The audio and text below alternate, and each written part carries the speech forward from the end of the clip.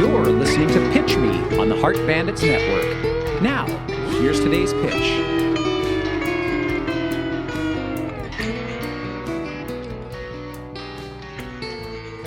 Hello and welcome everyone to Pitch Me. We're your host, Meg and Ted. We certainly appreciate you joining us today. Now, before we get started, we're going to tell you a little bit about how we operate, for those of you who may not know. Meg and I, we pitch entrepreneurs, we pitch fellow podcasters, family businesses, any and everything in between to production companies where we assist you with securing your own television show. So if you think you have what it takes, you think you've got the chops to have your own show, hit us up. We'd love to chat with you. Now, Meg, how do they go about reaching us? We do all of that. And sometimes I just got to say, we also just get to talk to really cool people like today. I'm super excited. But I know. to reach us at Pitch Me, it's at Pitch Me, the podcast, THE in the middle on Instagram and Facebook. If you guys think that you have an idea that is pitch worthy, you can always email us to it. Pitch Me, the podcast, THE in the middle at gmail.com. Excellent. Is there anything you want to put in before we get to the intro and just get right to this? Because I know you're ready to go as much as I am. Ready. Let's just do it. All right. We'll go. I think that's the green light if there ever was. I've been talking about this like to myself for weeks. I'm so pumped. I know. Me too. I had a chance to speak with him today, or I guess maybe about a month or two ago. So I'm really excited. So here we go. This episode is titled "Whoop, There It Is." Obviously. Today's guest and I have a few things in common. We're both survivors of the 1990s, and as an ex-limo driver, I can tell you that brain cell preservation was not top priority in that decade. This gentleman has had musical success that only us mere mortals could ever hope to achieve. He's a businessman extraordinaire who has his hands in more pies than Martha Stewart. Please welcome to the show from the great supergroup tag team with the hit Whoop, There It Is, Mr. DC Glenn. Yeah. Hey, DC. Before we get started, I've got to teach you how to say Whoomp properly. Well, hey, we could devote, next time you come on, we'll have the whole podcast dedicated to that. How does that sound?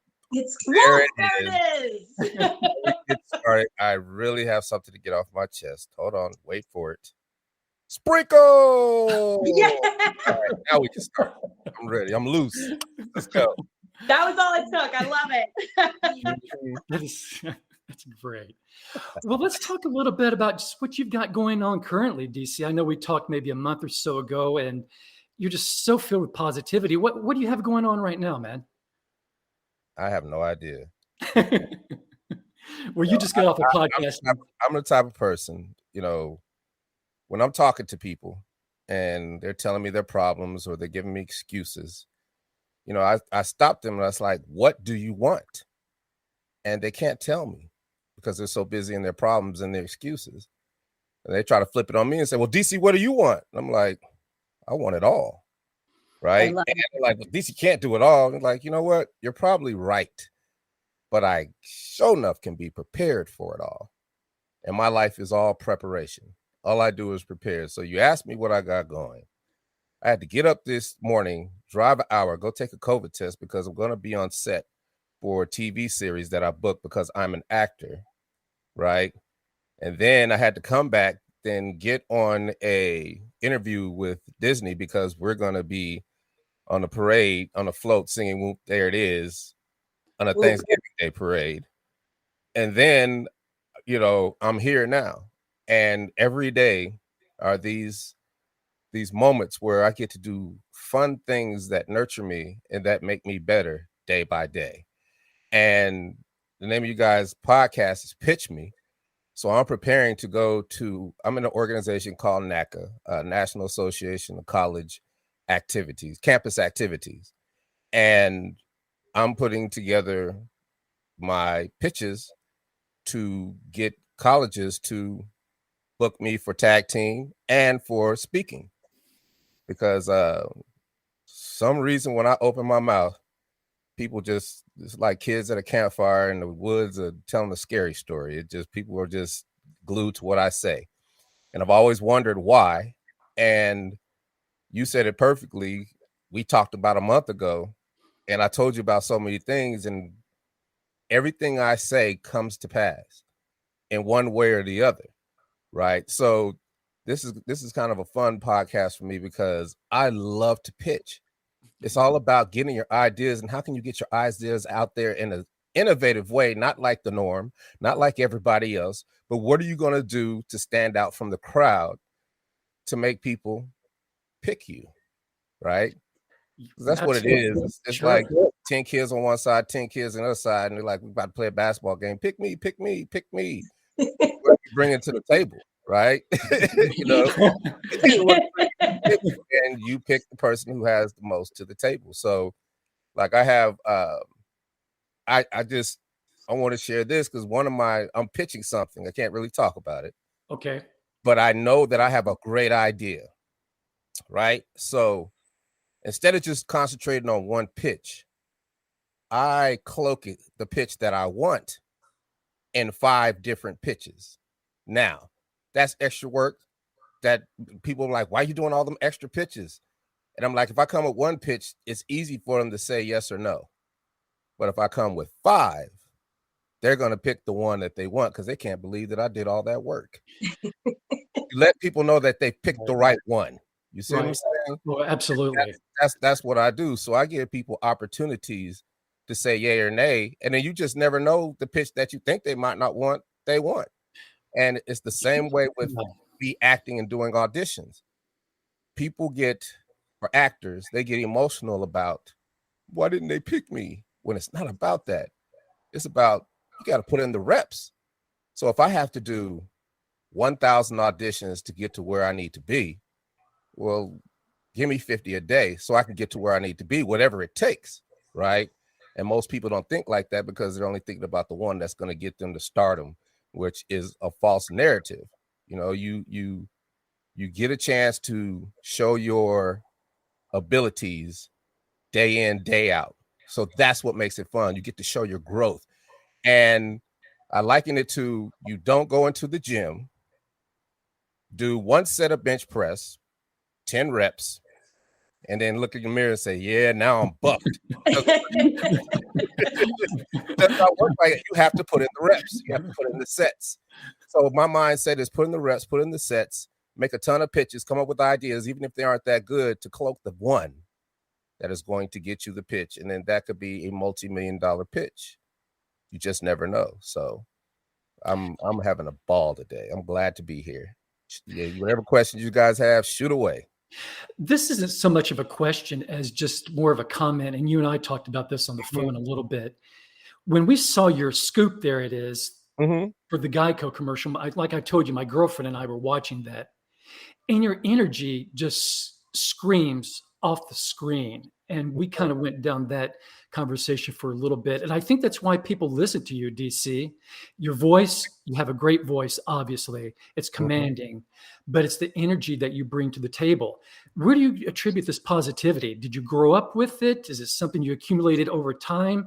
I know life can't have been easy for you all the time. So how did you come up with this kind of energy and attitude that's probably contributed to your success? This is the first time I've ever been asked that question about energy.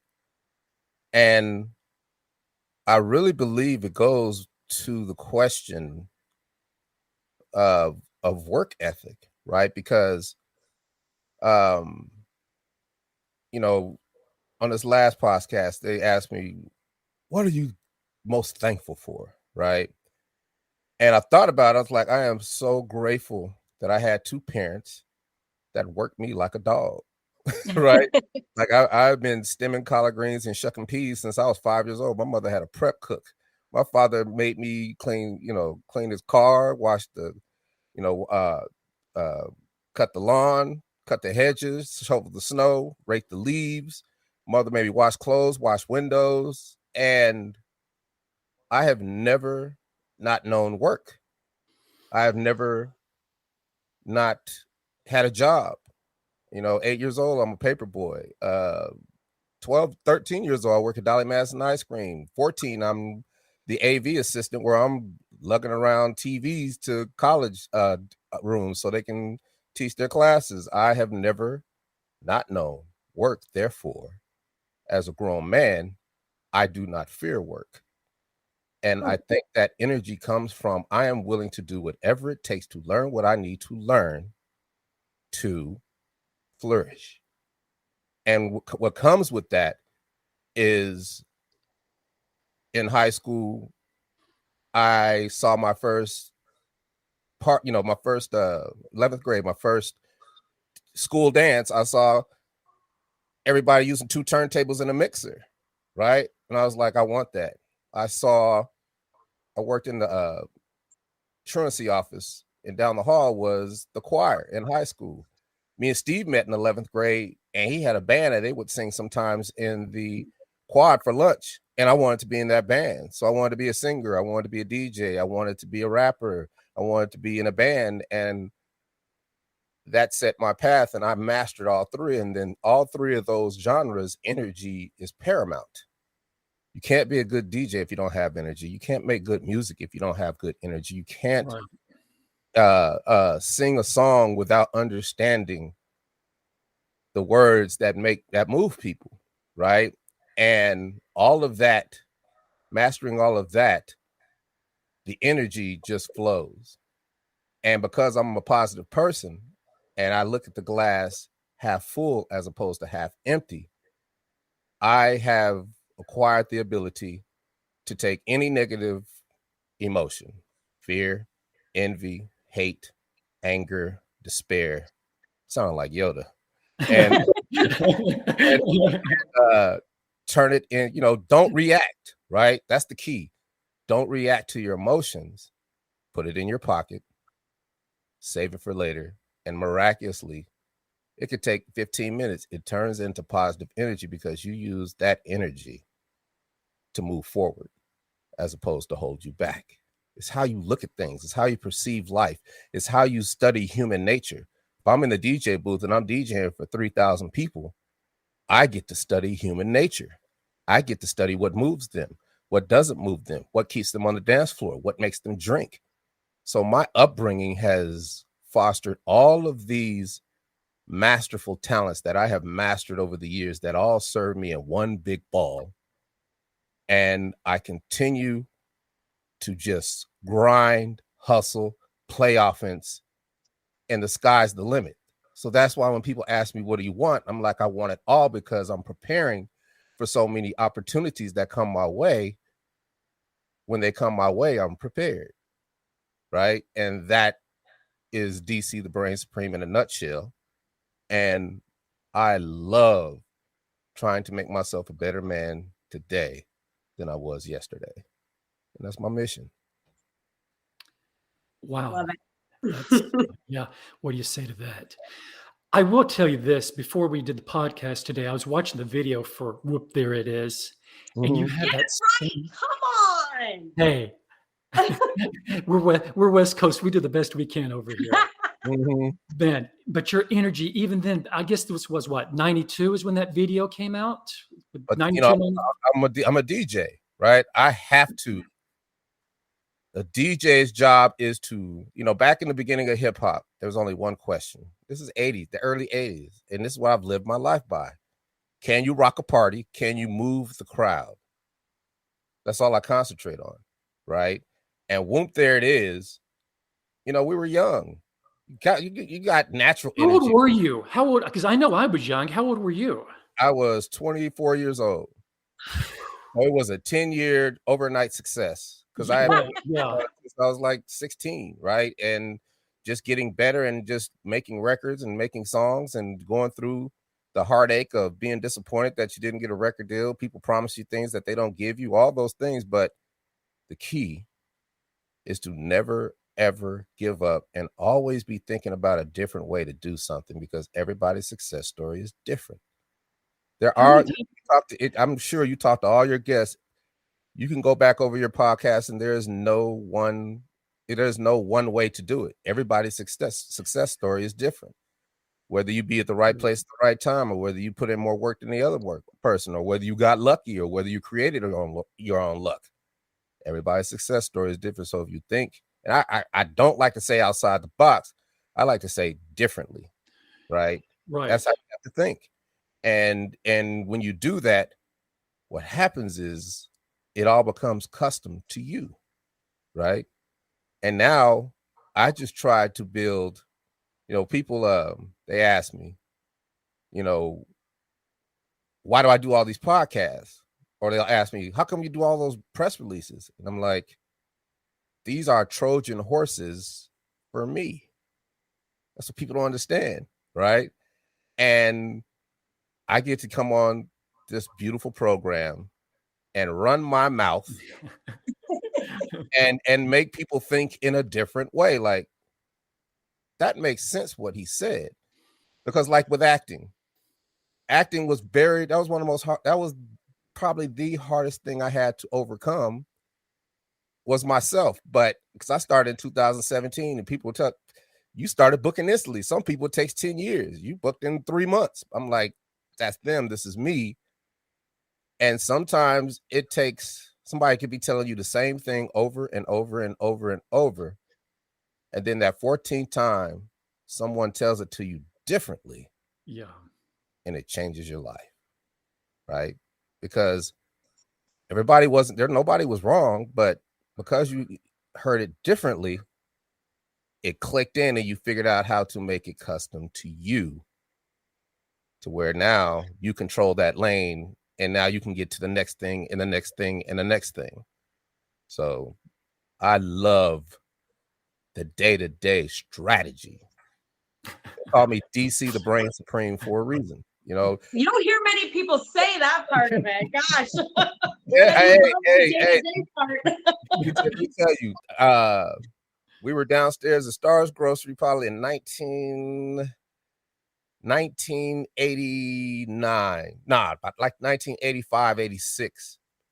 And we were doing our thing as young people, drinking 40s and smoking. And we're just always talking. And this older cat was just listening to us talk. And he's like, man, we'll call you the brain supreme, because you always figuring stuff out. You always doing. Because I think I was telling him, one of our friends was like, man, I just got back and I was trying to find a job and couldn't find a job. And I was like, how many places did you go? He was like, 4, man. I couldn't get no job. I was like, it's like, why are you even driving around the city? I said, I could get you a job in 5 minutes. He's like, no, you can't. I said, give me them yellow pages. For those who don't know what yellow pages are, it's like in a big yellow book now. Right?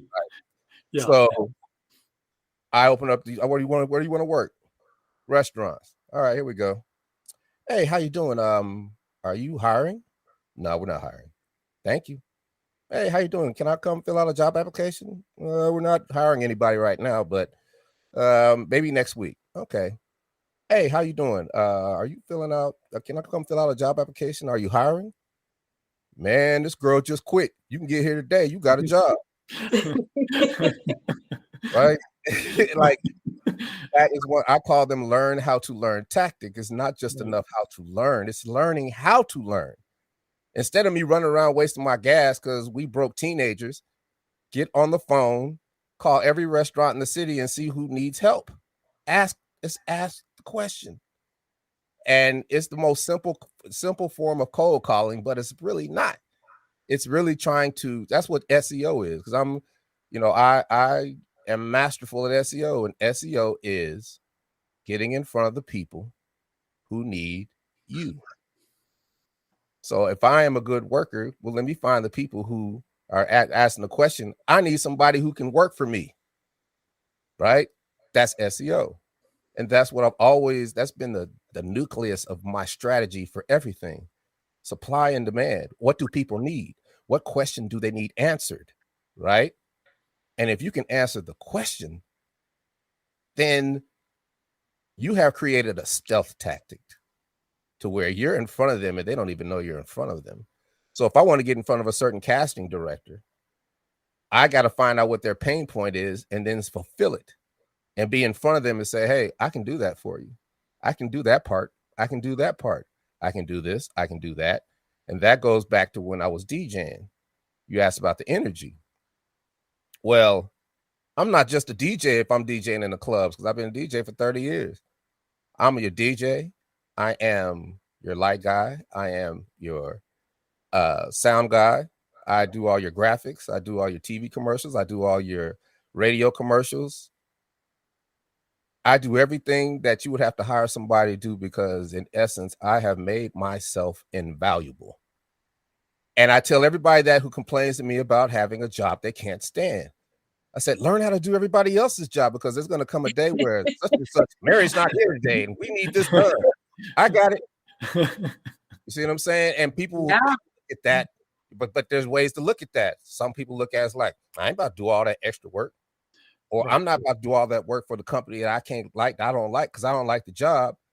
And what they don't realize is that all of that extra effort to learn everybody else's job, from Mary to Sally to Henry to the CEO to the supervisor, you have just made yourself invaluable.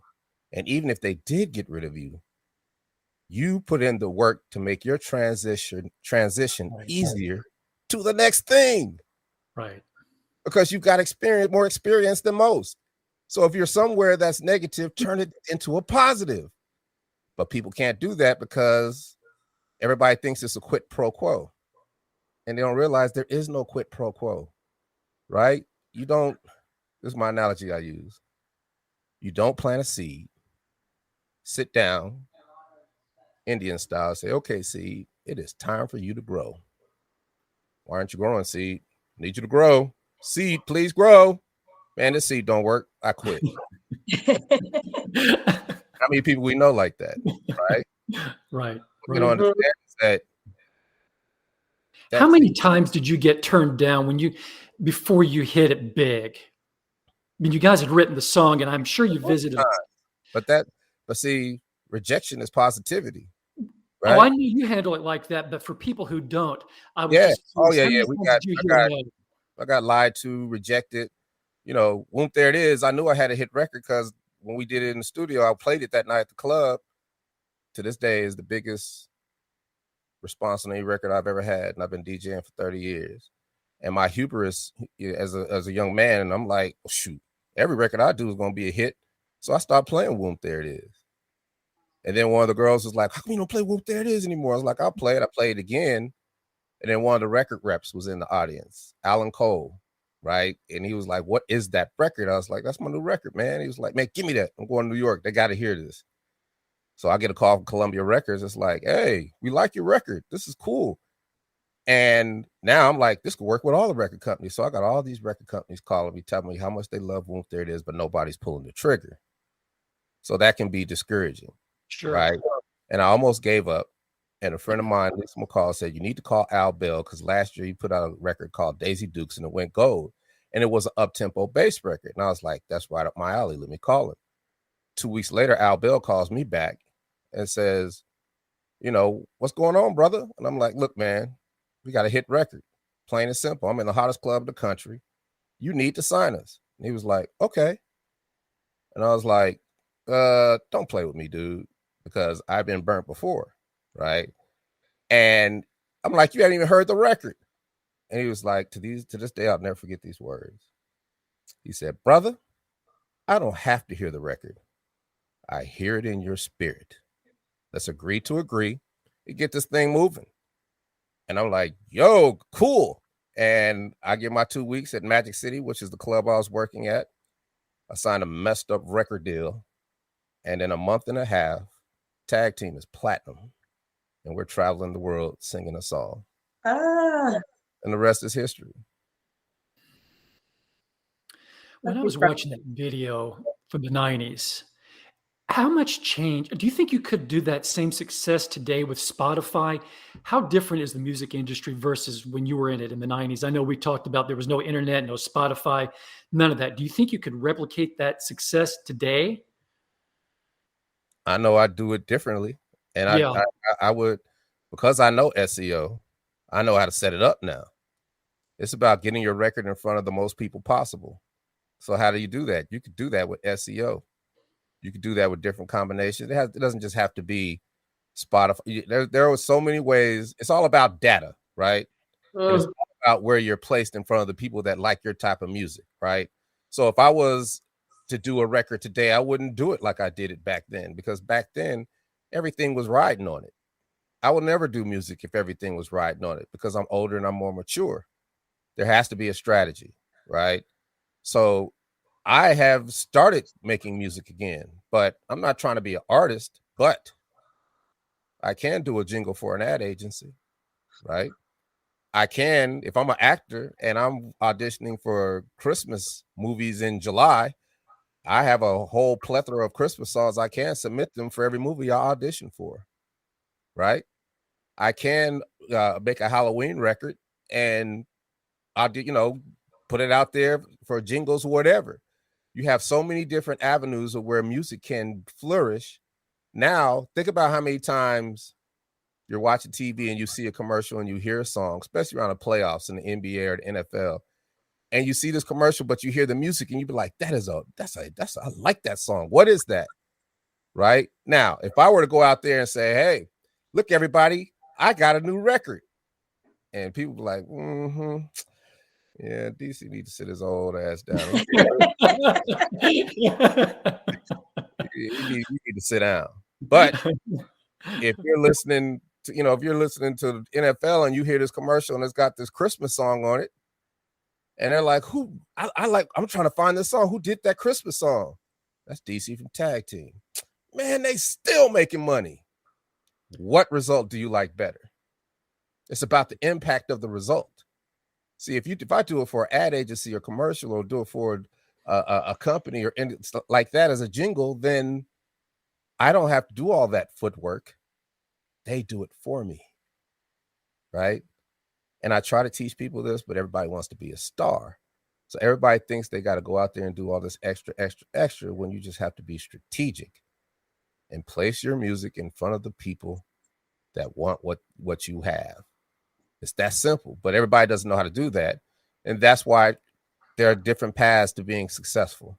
You just have to find which lane that you flourish in with your talents that you have acquired through your young lifetime of what you know.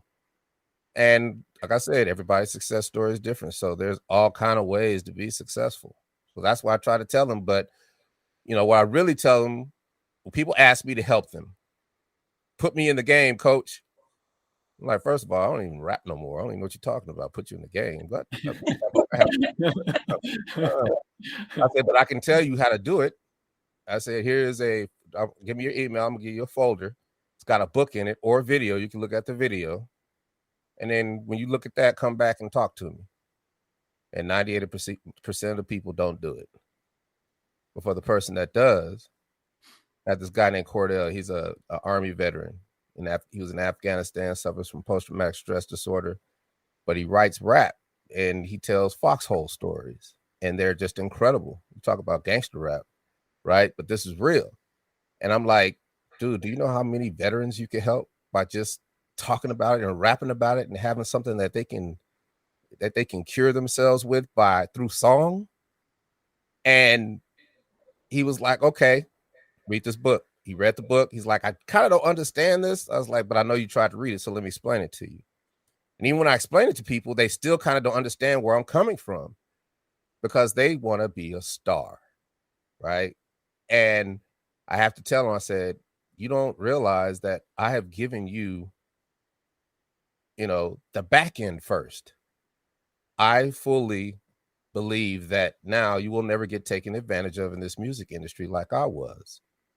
And the back end is, what do you have when all the things, all that front end fails or all the front end fades? The money, the cars, the women, the clothes, all that fame and stardom. What happens when that fades? What do you have left? Right? And if you have your music publishing and your rights left, then that's a pension plan forever. And they don't understand that. And most people make the mistake. I got to be a star. I got to do it quick. I want to be a rock star. And they sign over their life away. And then when it's over, somebody else owns their pension plan. Right. And now somebody else is making the money off of their music that they've sweat, bled, and just cried over. Right. And I can tell you this because I've been through that, but I knew that I had a hit record. So I didn't give up. I could have became old and bitter, but didn't give up. I play offense. I learned how to learn. And now I flourish 28 years later, because when you plant a seed, you don't know how that seed's going to grow. And 28 years ago, I planted the seed. Whoomp, there it is. And now it is a redwood, right? It's not going anywhere. You know what I mean? So It's not that is going why anywhere. you have to see all the seeds that you've planted. And you have to be prepared and know what seeds you planted, but you can't dwell on them. And you have to take your emotions out of it. And I think one of the keys of my success is being able to sequester my ego and my pride. Because if you can, I love to be wrong. And I love to admit when I'm wrong. It's killing me inside. I was wrong. Killing me inside. But what that does is it sequesters your ego and it sequesters your pride. So now your mind is truly open. And being wrong is always the path to being right. And now the sky's the limit because you're not bogged down by all that hate, and you don't go down the rabbit hole of untruth to try to win an argument. You don't do all the things that keep people stuck. Right. You flourish because ideas are always coming to you. My mind is thousands of pitches at one time. And my goal is to hash them all out, write them down, and nurture them and curate them to where they turn into, valid ideas that somebody can take and run with, who has the expertise and sees it. And that's all I do. Well, then that's a good segue for it. Tell us what's going on with Scoop. There it is. How did that come to fruition? So Scoop, there it is, came to pass because in 2011, I get a call while I'm at the club from this New York Times reporter. I'm like, call me in the morning because I'm at work. And she's like, did you read the Gawker article? And I'm like, no. It's like, the world thinks Barack Obama was in your video. It's like, what? It's like they took one frame and it looks like a young Barack Obama and they took it and ran with it. And I played with it. And I was like, how did you find me? She was like, over the hills, through the woods. It was very difficult. And that week was a fun week because we did press, ABC, NBC, Good Morning America, Today Show, Stephen Colbert Show. We did everything and I had nothing to show for it at the end of that week and it pissed me off. But I take those opportunities to not look at the glass half empty, but the glass half full is I will never let that happen again. And that's what started my SEO career. And back then, if you type in tag team, we had no web presence. If you typed in tag team in Google, it was all wrestling. But you type in tag team today, it's all tag team. And right. Fast forward, we're mid-pandemic. I get a call from my agent acting. Hey, DC, you booked a Geico commercial. I'm like, Lena, don't play with me. I'm like, we're in the middle of a pandemic. People worried and stuff. You talking about I got a Geico commercial. I didn't even audition for no Geico commercial. Like, no, DC, they wanted tag team. And I was like, oh, tag team. And I go back and I check the tag team phone because I have a dedicated line just for calls from the website. And there it was, Geico message. But they didn't wait when I didn't call back. They went and found me. And they found me on the IMDb acting portal, called my agent. And now I can let my agent do the deal because it's all synergy. And it is the biggest, most lucrative deal I've ever had in my life. I love it. And wow, we were on our way. So they called me like, okay, we're going to do Soup. There it is. I'm like, oh God, Soup. There it is. Okay. Let me start preparing. So I'm flipping through trying to find the Seinfeld episode on the Soup Nazi. They called me back. They're like, no, DC, we're going to do ice cream. And I was like, oh, that's so much better because it's so visceral to me because it takes me back to when me and my little brother, my father's like, I want some ice cream. And he puts the eggs and the milk and the sugar and the vanilla into the bowl. And we get the ice cream apparatus ready with the cylinder with the ice around and throw the rock salt around it. And he pours it in and then we crank it 5 minutes at a time, and then we got two big spoons, and two kids have ice cream. And I wanted to bring that essence up to the commercial. And for me, as an actor, I started out with improv. So this is, improv is difficult. And I would go into commercials, auditions, and it would be hard because they're like, all right, do something for me. And they'd be like struggling, trying to figure out what I want to do. Then I said, you know what? Every audition I do, I'm gonna come up with 5 or 6 things that I prepare. So even if they aren't right, at least they're prepared. And the first time I did that, I booked a National Pizza Hut commercial. in January 2020 for March Madness. And we were on our way, and then the pandemic hit. Ugh. Right. So then, but I wasn't mad because they picked me. Right. And then, fast forward to the Geico commercial. I said, I'm going to go into this with 10 things. And we had our pitch, production meeting the night before. I went to the producer. I said, hey, I got some ideas I want to implement in this video. They're like, hey, whatever you want to do, DC. Cool. I said, well, I tried to get a spinning scoop fabricated, but nobody could do it. They didn't know what to do. It's like, it'll be done tomorrow, DC. I was like, whoa.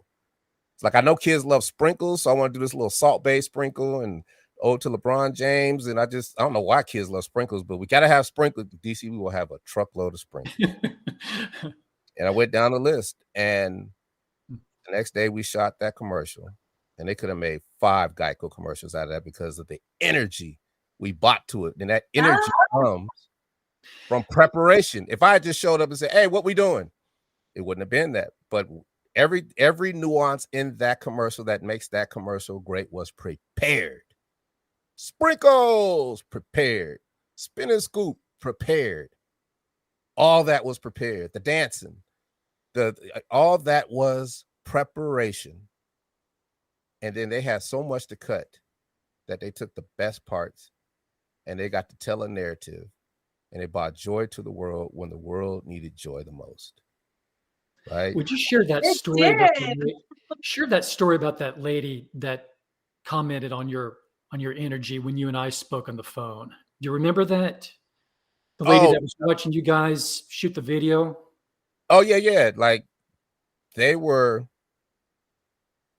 at the end of the day, they brought me in this room, and it was a big, like, 84-inch screen television with everybody from Geico, everybody from the Martin Agency, people from all around, and they just got up and started clapping. And one of the ladies was like, you guys' energy throughout the whole day was bananas. You didn't get tired, because we were shooting from 8 o'clock all the way to 7 o'clock. But the energy the whole day just grew and grew and grew and grew, because the more we got familiar, the more easier it was. And it was just like, that is how a tag team show is. Our show is 100% energy. Our show is clean. Our show is family friendly. It is tag team's essence. That is that Geico commercial, right? And our essence is pure energy. You are going to have fun. I don't care what it takes. I don't care if I'm performing in front of 10 people because the promoter didn't do what they were supposed to do, to 10,000. Everybody is going to look at us and say, whoa, there's only 10 people in here, but I'm sweating like a dog. I'm sweating like a pig, right? Because you were dancing, you were having fun, you were engaged, because we bring energy. And energy is just what it is all about. And you have to come up with ways and tactics to manufacture that energy. And to me, it's just about, it goes back to DJing. If I'm DJing, my dance floor can never be empty, because that's the energy.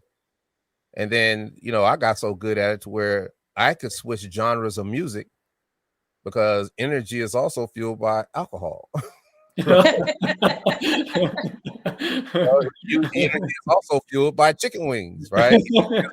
True story. Break, right? Energy is also fueled by just meeting a beautiful girl to dance with, or a girl meeting a handsome guy to dance with. Energy is created by all those things that you have control over. And I'm up there Wizard of Oz and everything. And if you look behind my curtain, you're gonna see something for real. You're gonna see mastery when it comes to bringing energy. And I've been doing it all my life, and I can do it in any setting, any question and answer, because that's what I do. I know human nature. I've studied people forever, and I know what triggers them. I know what doesn't. If I'm doing a podcast on Zoom and I see you guys looking at your watch and looking over here and checking your emails, I got work to do. But if I see that you guys are watching me and we're having a conversation and we're all engaged, that is energy.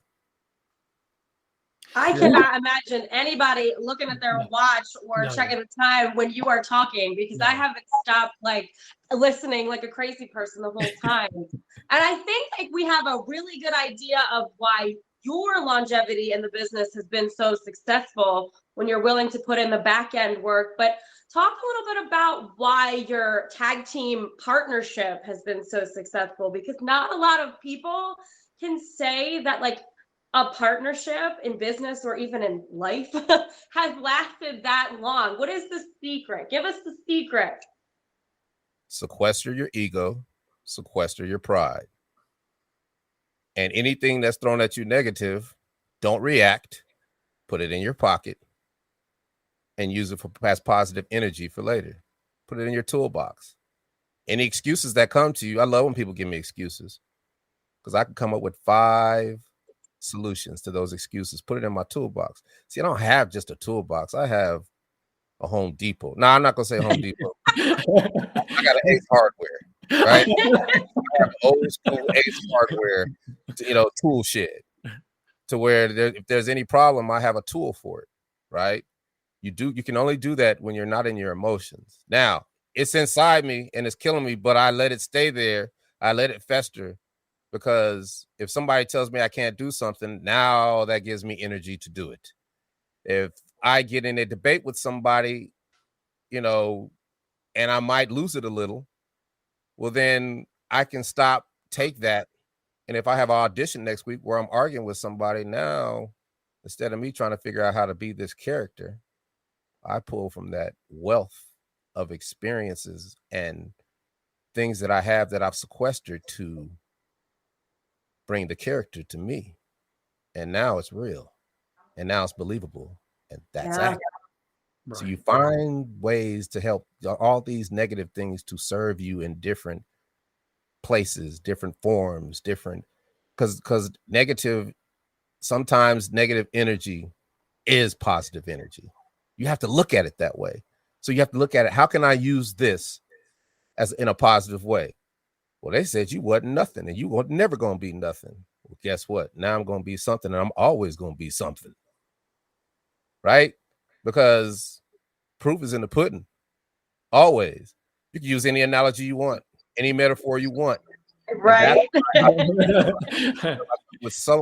You asked me a question that everybody wants to know, and I could come up with 10 different metaphors for it, right? And then the main thing is that, and this is my bread and butter, all I deal with is solutions. And I ask myself, what do you want? And when I ask myself, what do I want? I think of the most pie in the sky, fantastical, far-fetched thing. And we all sit back and daydream about what we want and what we want to be. And you see it. But you ain't there yet. It's going to be hard to get there. So what's it look like if I inch my way back? All right, that's still far away, inch my way back. Well, if I did this and flipped it like that and did that, that might work. Bring it back. Well, shoot, I did this already. All I got to do is this, inch it back. Well, I'm doing that now. And now you're halfway there. And what you've just done is created a reverse business plan with a stepladder to your goals and dreams. I was hoping you were going to say that, because I know you and I had that same conversation, but thank you for that, because I just love that. Yeah. You work your way back to practicality. Practicality is where you're at now. But if you got a vision, I do this with pitches. This is the pitch. This is where I want it to be. I want the world to see this, this, this, and this. Well, how do I put that together? Boom, boom, boom, boom, boom. And then you can reverse start engineering in essence. You get more ideas and you get more places to put it. Then you put it all together. And now that pitch is real. Somebody can see it, and now it's there. And I can tell you this now. This is a pitch I'm working on now. Geico gave us our own ice cream for a sweepstakes. So we got somebody to manufacture ice cream. Mikey likes that ice cream in New York. And they did a sweepstakes, and they just thought we was going to be able to do the sweepstakes and the world wouldn't want tag team ice cream. Because everybody who's seen that commercial knows we got ice cream. They want that ice cream. They'll try it once.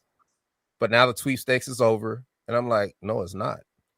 And what I'm doing now is I'm throwing it in the universe. And what I've done is I am making a pitch to every ice cream company in the country, and I'm doing it from a merchandising perspective.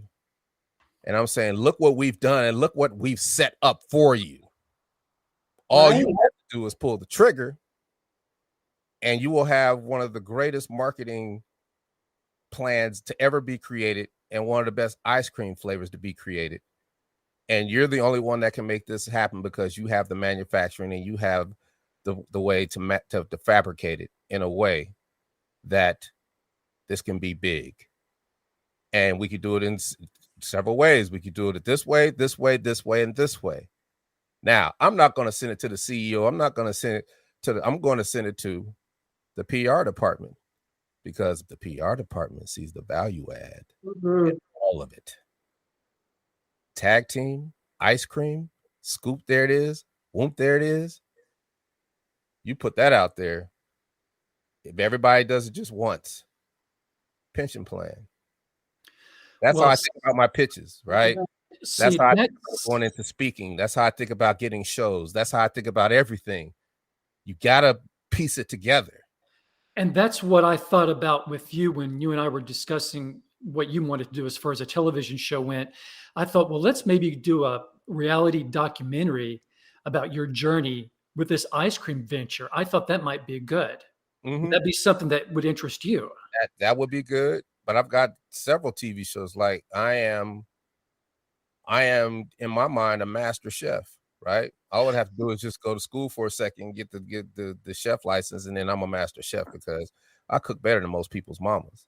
Well, then that's another avenue that we can pursue that's too. Another avenue, and that's actually, Glenn, that's a really big avenue. Yeah, and I have a cooking show that I'm putting together that I'm pitching as well. Okay. Right. And see, I don't mind telling people my pitches, because if they steal them, cool, because I've got 10 pitches in the hole. Well, they can't steal you though. That's the issue. They can't steal you. I'm not worried. But the cooking show is just, I worked in, I've worked in clubs. I've just been able to do so many fun things in life that I have so many cooking experiences because I just know how to. I've been taught by, I was raised by a wild pack of females, and they said you will never ever have to depend on a woman for you, and I haven't. That's probably why I'm still single, and I'm still single because I'm still single. I've had a ball. You know what I mean? I believe that. yeah. And my cooking show is just called what did I call it? I think it's called Cooking for Women, or Cooking with Friends, just whatever. It's just going to be me cooking, and it could be just random people sitting in there. We talking about things, almost like a podcast, right? I might have kids day. I might have this day. I might have, like, I lost 100 pounds with keto, and people were like, "How did you do it?" And I was like, "The way I think." Every time I told somebody I did keto, they would give me an excuse why they couldn't do keto, and I said, "Okay, come up with 5 solutions for that. Come up with 5 solutions for that." And what that helped me do is re-engineer food, because keto is not about, okay, I don't have carbs, I can only have this amount of carbs. It's about re-engineering food and finding the best ingredients to cook something differently that satisfies you, because it has to satisfy that gluttonous attitude that we all have. that diving into a birthday cake and ice cream without any fear of the consequences. You can do the same thing with keto. Perfect example. Keto got hard for me. I lost about 30 pounds, and I hit a wall, and I was like, man, I miss fried chicken. Oh my God, I need some fried chicken. And I went and re-engineered it. And I found out that a tablespoon of cornstarch has like 7 grams of carbs, and keto diet, you can have 20 grams of carbs a day. So I'd season my chicken and put the cornstarch in. It turns into like a wet coating, right? And then I use olive oil because that's the best oil of all the oils. And you know those real good Chinese fried chicken wings? Oh yeah. Yes. What I had. And that sustained me. Fried chicken and a salad. Oh, that's a meal. I'm not missing anything. I don't need bread. I don't need potatoes. I don't need anything because I've got the one thing that I was missing. Pizza, low carb tortilla, 7 grams of carbs. Find the right sauce, find the right tomatoes, find the right things that taste good. Find the right Italian sausage, find the perfect pepperoni, find the best buffalo mozzarella cheese. Put it in the oven on high heat. Now you basically have a Pizza Hut thin crust pizza and a salad. Not missing anything, right? And that's what helped me lose 100 pounds, get my health back, take my A1C from 8.5 to 5.2. Wow. And I have not looked back. Now, pandemic messed it all up because I was doing good, but I would go work out. And I put my, for me, the pandemic, I would, to get that normalcy, I would get up at 5 a.m, put my weights in the truck, go to a Kroger park, grocery store parking lot, and work out until the store opened. It would open at 7 o'clock. I go in, get my stuff, and then I felt like I did something for that day and I didn't feel cooped up because I could work the rest of the day. But one day, Frosted Flakes got me.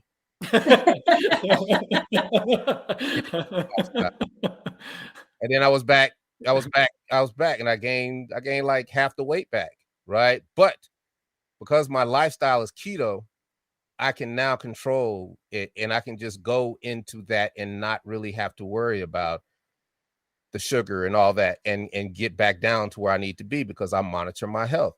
So all these things are things that could be incorporated in the cooking show because I can have a whole season dedicated to that. I can have a whole season dedicated to this, and this.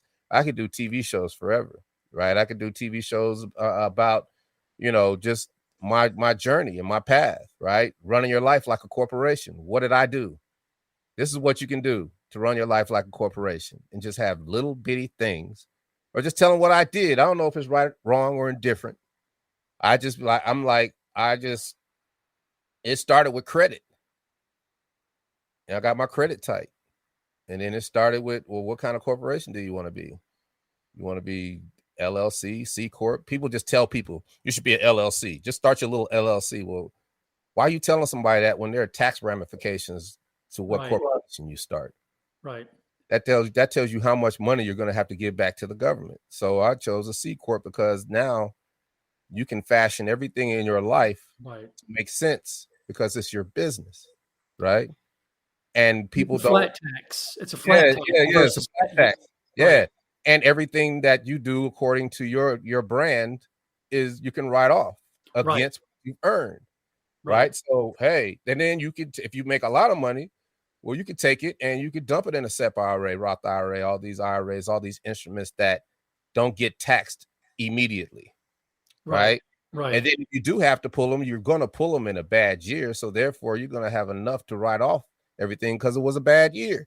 Like you set up, you learn these scenarios. I learned how to put together a business plan. This is part of making myself invaluable. I put together a business plan, thought it was just an essay. I was like, whoa, this takes work. But I learned it. Took 6 months, went to the club that I was working at. I said, I want to be your marketing director. Bought a projector, did a PowerPoint presentation. She cut me a check for $25,000. Make yourself invaluable. Now I'm doing all your marketing. You can't get rid of me. But you didn't stop there. And this is what blew me away. You took your series, what was it? Was it a series 6 or 7? I might be wrong about that. 3. Because sometimes, whenever something traumatic happens to me, I say, that will never happen again. So that's how we kind of got in a legal battle. I was like, where's our money? And it's like, well, we're bankrupt. And I'm like, oh, no. I was like, you know what? That'll never happen to me again. And, I just like, whatever you got to do, learn about finance. So I was like, well, just start looking. And I like commodities. I took a course, and the guy who had the course was about to start a firm. He was like, you passed that Series 3 test, you can work for me. I'm like, cool. And I was like, this is hard. And this is another learn how to learn hustle tactic. Whatever license or certification or whatever you're going for, Find out how many times you can take the test and what time range. And series 3, you got 3 shots to take it. I said, all right, let me go just fail it the first time just to see what's on the test, just to see what I need to learn, right? Then I can focus my learning. And I almost passed the first time. Then it was like, okay, second time I knew exactly what to do. And I barely passed it, but I passed it. Now I'm a licensed commodities broker. I'm still with the, commodities exchange today, but I haven't thought about doing that for years, but it taught me finance. It didn't pan out like I wanted it to, but it taught me finance because year 2000, I'm looking at CNBC. I'm like, what are they talking about? Year 2002, I know everything they're talking about. And this gives you the flexibility to understand financial instruments and understand how you can do your own flow to where you can take your emotions out of it. And you have these little buckets that you fill up and then they grow and then they compound and then they grow again. And then you just let it go. And then you have it taken out of your check where you don't even see it. If I see the money, I'm emotionally attached to it. If I don't see it, I'm not. And you let it grow. It's just like the seed. You can't expect things off of seeds. You have to let them grow. And you plant enough seeds, you have a garden, and then you have a harvest. And that harvest is the culmination of all those seeds that have come, that have bore fruit. And you didn't even think about it. You just saw that the vine was ripe. We got a harvest. And you could take that harvest and reinvest it and start a bigger orchard or start a bigger vineyard, right? Buy more land to have more stuff, right? And it's like right now, I had a podcast with a gentleman who was he's a financial professor. He's a professor of finance. And he was blown away by the commodities thing, that the fact that I'm a rapper and I go take the series 3 test just nearly will. I was too. I told you that. It just blew me away. That's not what I was expecting. Yeah, and he had to hear that story. And I told him, but at the end, and we had a just beautiful discussion on all the instruments that you can use in finance today. I realized you've been kind of slipping on your finance because you've been so focused on all the strategies to get the money to do something with it, right? Because you've had traumatic events. I had a lot, the lawsuit finally ended in 2017, but then I had to fight. So I had to pay those legal fees, and lawyers cost a lot of money. How long did that go on for, Glenn? That lawsuit? 1998 to 2017. Jeez. But and what was the basis of that lawsuit? Basis of the lawsuit was, it was a legal battle. The record company number 1 who owned Whoomp who signed us, they went bankrupt. Record company number 2 bought it out of a IRS auction and took another part of it, another company that wasn't a part of that bankruptcy. So now the legal battle ensued, and both are using us as pawns to get what they want. So I could have looked at the glass half empty, turned old and bitter, but I didn't. I said, this is a chance to learn. So I was like, shoot. And what did you learn from that? I basically became a paralegal. Because well, of course you did. Because think about it. I said, I can't understand what they're talking about, so let me learn the language, right? What's emotion? How do you get a court case? What's case law? You know what I'm saying? What's discovery? And I found out what all these things were, and found out that I had so much discovery because I've had every piece of paper, every memorandum, every itinerary. I had at the timeline of the whole saga from beginning to end. And I crossed the T's, dot the I's, documented it. And when it was time for us to fight, I found a good lawyer, Melinda Hayes, gave her a big box of discovery, which cut down on half the cost of my legal fees. And she had 5 different ways to be creative, and we prevailed at a cost, because in war, you lose an arm, a leg, come back with an eye patch. But I was able to come back with cases and case law and different scenarios to where we could all prevail. And that's what I do. You have to think things differently. You can never look at yourself as a victim. You can't do that, because that's negative energy that serves no one, right? That only serves your adversaries who've been waiting for you to fail, who've been waiting for you to give up, been waiting for you to fall.